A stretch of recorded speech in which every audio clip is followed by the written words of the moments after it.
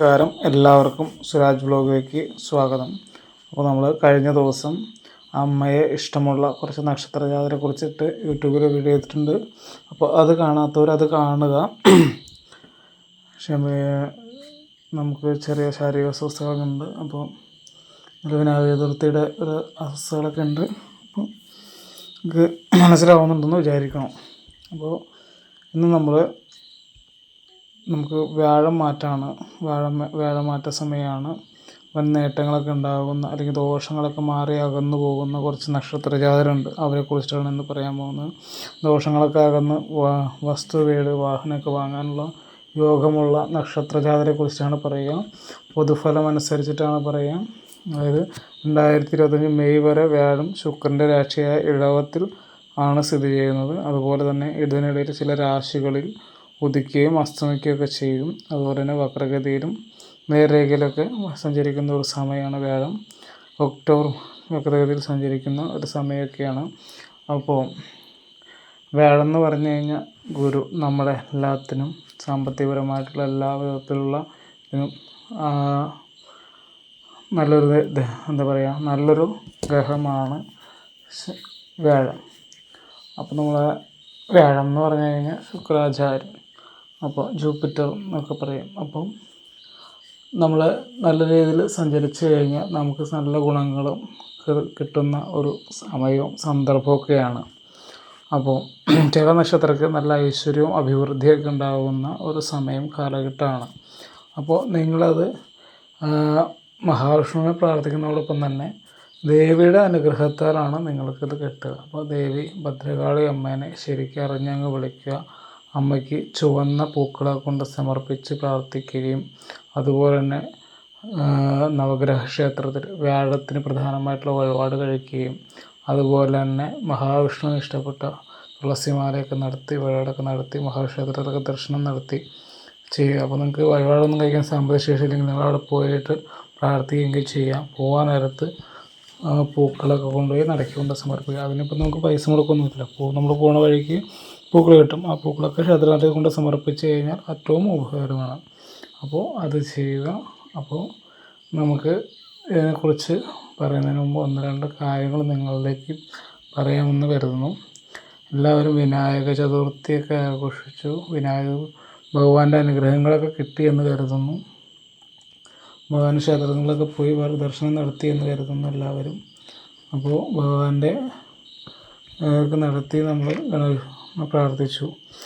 നമുക്ക് ഗണപതി ഭഗവാനെ പ്രാർത്ഥിക്കാനായിട്ട് സാധാരണക്കാർക്ക് നമ്മൾ പിന്നെ ഓം ഗം ഗണപതയേ നമഃ എന്ന മന്ത്രമാണ്. അത് നമ്മൾ എല്ലാ ദിവസവും ചൊല്ലുന്നത് നമ്മുടെ സാമ്പത്തിക അഭിവൃദ്ധിക്ക് നല്ലതാണ്. കാലത്തും വൈകുന്നേരവും ചൊല്ലുന്നത് നല്ല ധനാഭിവൃദ്ധിക്ക് നല്ലതൊരു മന്ത്രമാണ്. അപ്പോൾ അത് ഞാനിപ്പോൾ അത് പറഞ്ഞതെന്ന് വെച്ച് കഴിഞ്ഞാൽ വിനായക ചതുർത്ഥി കഴിഞ്ഞു 2 ദിവസം ആവാറായി. എന്നാലും നമ്മളൊന്ന് പറഞ്ഞു എന്ന് പറയണത് എന്താണെന്ന് വെച്ച് കഴിഞ്ഞാൽ നമ്മൾ കറക്റ്റായിട്ട് കാര്യങ്ങൾ ചെയ്യാൻ വേണ്ടിയിട്ടാണ്. നമ്മൾ ഗണപതി ഭഗവാൻ വിഘ്നങ്ങളൊക്കെ നീക്കുന്നവനാണ്. അപ്പോൾ നമുക്ക് വന്നിരിക്കുന്ന സർവ്വവിധത്തിലുള്ള വിഘ്നങ്ങൾ നീക്കിത്തരാൻ ഗണപതി ഭഗവാന് സാധിക്കും.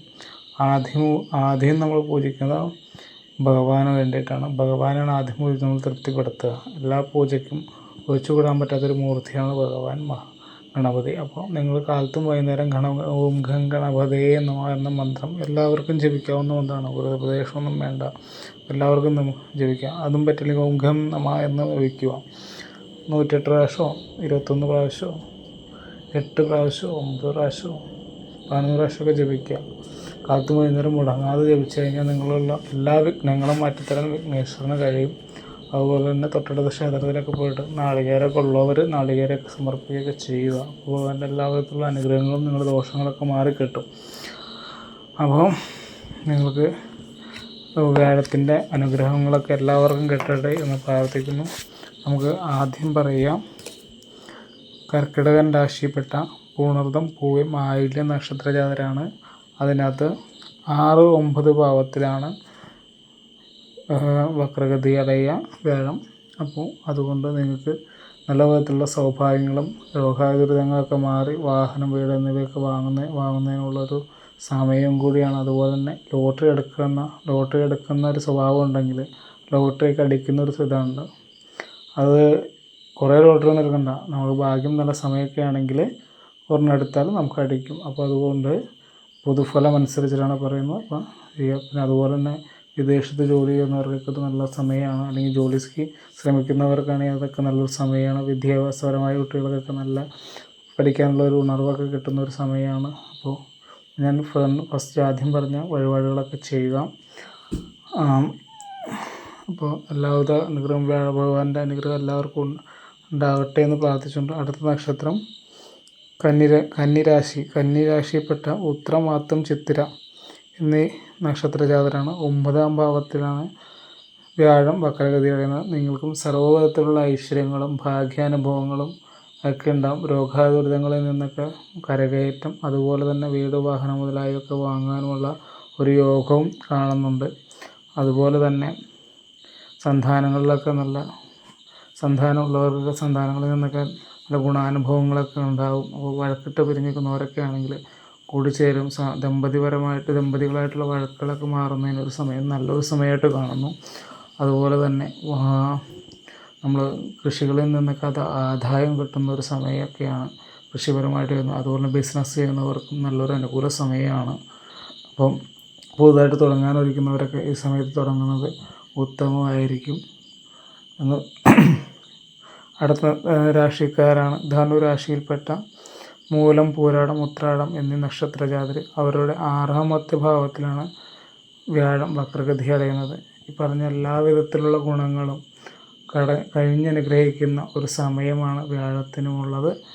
വാഹനങ്ങൾ, വീട് മുതലായവയൊക്കെ വാങ്ങിക്കൂട്ടാനും ലോട്ടറി ഭാഗ്യങ്ങൾ, ധനാഭിവൃദ്ധി, സർവ്വവിധത്തിലുള്ള ശത്രുദോഷങ്ങളൊക്കെ മാറിക്കെട്ടി ലോകത്തിനുള്ളിൽ നമ്മുടെ സമൂഹത്തിൽ ഒരു ഉന്നതത്തിലേക്കൊക്കെ എത്താനും, അതുപോലെ തന്നെ രാഷ്ട്രീയത്തിലൊക്കെ ഉള്ളവരാണെങ്കിൽ അതിലൊക്കെ ശോഭിക്കാനും, സിനിമയിലുള്ളവർക്ക് ശോഭിക്കാനും, അതുപോലെ തന്നെ വിദ്യാഭ്യാസപരമായിട്ട് നിൽക്കുന്ന കുട്ടികളുടെ വിദ്യാഭ്യാസങ്ങളൊക്കെ നടക്കുവാനും, ആപത്തുകൾ ഒഴിഞ്ഞ് അപകടങ്ങൾ ഒഴിഞ്ഞ് നല്ല രീതിയിൽ ജീവിക്കാനുള്ള ഒരു സമയം കൂടിയാണ്. വീട് വെച്ചിട്ട് കല്ലൊക്കെ ഇട്ടിട്ട് പിന്നീട് പണി നോക്കാത്തവരൊക്കെ ഇപ്പോൾ അത് തുടർന്ന് കൊണ്ടുപോകാനൊക്കെ ആയിട്ട് ശ്രമിക്കുന്നതാണ്. അതിനൊക്കെ നല്ലൊരു സമയമാണ്. അപ്പോൾ ഇത്രയും കാര്യങ്ങൾ പറഞ്ഞിരിക്കുന്ന പൊതുഫലം അടിസ്ഥാനപ്പെടുത്തിയാണ്, ഒരിക്കലും ഒരാളുടെ ജാതകപ്രകാരമല്ല. നമ്മൾ ഈ വരുന്ന ഇത് വ്യാഴത്തിൻ്റെതാണെങ്കിലും വ്യാഴം വക്രഗതി അടയുന്നു എന്ന് പറഞ്ഞാലും നിങ്ങൾ ജാതകവശാൽ നിങ്ങളുടെ വ്യാഴം എവിടെയാണ് നിൽക്കുന്നതെന്ന് കണ്ടുപിടിച്ചിട്ട് വേണം കറക്റ്റായിട്ട് പറയാനായിട്ട്. ഉത്തമനായ ജ്യോത്സ്യനെ കണ്ട് ചെയ്യുക. ഞാൻ ശാന്തി പറഞ്ഞു, അല്ലെങ്കിൽ തിരുമേനി പറഞ്ഞു, നമുക്കിതൊന്നും കിട്ടണില്ലല്ലോ, ഇത്തരം കാര്യങ്ങളൊക്കെ പറഞ്ഞിട്ട് ചിന്തിക്കരുത്. ഓക്കെ, അതിനുവേണ്ടിയാണ് ഒന്നത് പറയണത്. കറക്റ്റായിട്ട് ജാതകം നിരീക്ഷിച്ച് അതിനെ കൊണ്ടുവരികയും അതിനനുസരിച്ച് പരിപാടികളൊക്കെ ചെയ്യുക. അതുപോലെ തന്നെ മറ്റുള്ള നക്ഷത്രക്കാർ പേടിക്കേണ്ട, ഭഗവാന് വഴിപാടുകളൊക്കെ നടത്തി ഭഗവാനോട് ശരിക്കും പ്രാർത്ഥിച്ചു കഴിഞ്ഞാൽ ഗുണങ്ങളൊക്കെ കിട്ടും. അതും ഭദ്രകാളി ദേവിയുടെ അനുഗ്രഹത്താലാണ് ഈ നക്ഷത്ര ജാതകർക്ക് പറഞ്ഞ രാശിക്കാർക്കൊക്കെ നല്ല അനുഗ്രഹം ഉണ്ടാകുന്നത്.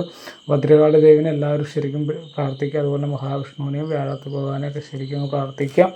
എല്ലാവർക്കും നല്ലത് വരട്ടെ എന്ന് പ്രാർത്ഥിച്ചുകൊണ്ട് നിർത്തുന്നു. അതുപോലെ തന്നെ എല്ലാ ദിവസവും പറയുന്ന പോലെ വീഡിയോ ഒന്ന് സബ്സ്ക്രൈബ് ചെയ്യുകയും ഷെയർ ചെയ്ത് മറ്റുള്ളവരിലേക്ക് എത്തിക്കുകയും ലൈക്ക് ചെയ്യുക.